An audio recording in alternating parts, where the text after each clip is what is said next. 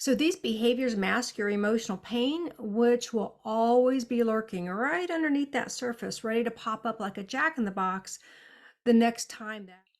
Hi, I'm Cindy Shumaker, and I help people struggling with grief unpack and manage all their emotions with ease and grace.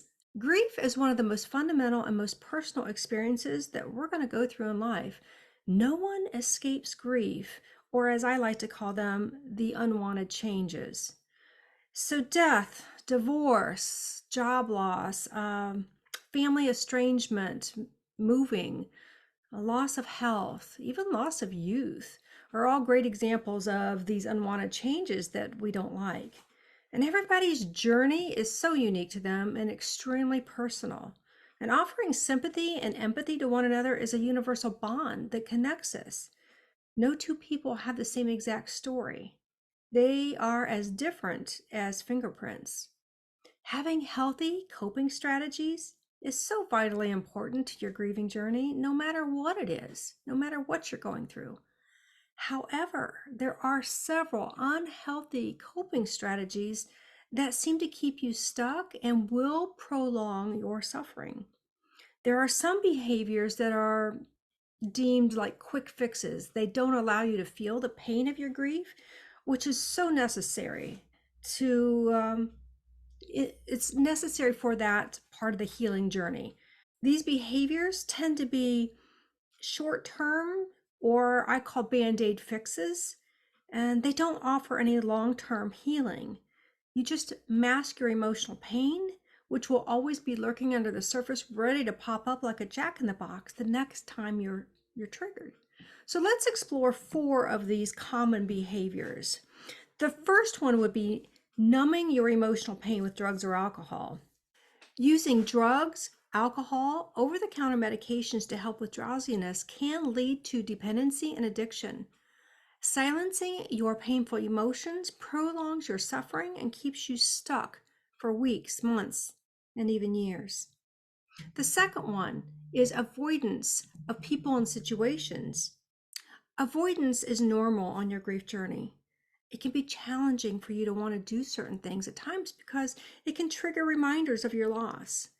Sometimes it would just be simpler for you to isolate rather than to interact with others. We all have days when we don't want to be asked how we're doing or whether we need anything from anyone. But it can also be very unhealthy if you find yourself avoiding people and situations more often than not.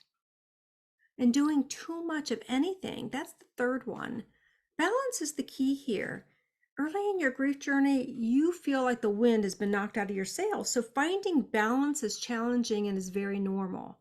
And as you move forward, finding your footing again, if you push your feelings down by indulging in activities for prolonged periods of time, it can actually stall your progress. So things like becoming this workaholic or over-exercising and eating are just a few examples. Focusing on others to the point that you are ignoring your own needs, that's another example. Anything not to be alone with your thoughts or to feel your emotions is a very unhealthy coping strategy. Now, the fourth one is rumination. Now, yearning for who or what you've lost is not unusual at all, especially in the early stages of grief. But it's when you have these prolonged looping thoughts that cause distress that can lead to depression. And those stressful thoughts never end. And this cycle continues indefinitely until you find someone who can help you process them. Feeling like you or the world is damaged beyond repair is a common sign that you've been lost in your thoughts for too long with no end in sight. Now, true healing comes from going through this journey and dealing with these emotions brought on by your loss. And there's this saying that you can't go over it, you can't go under it, you got to go through it. And that is so true when experiencing grief in a healthy way.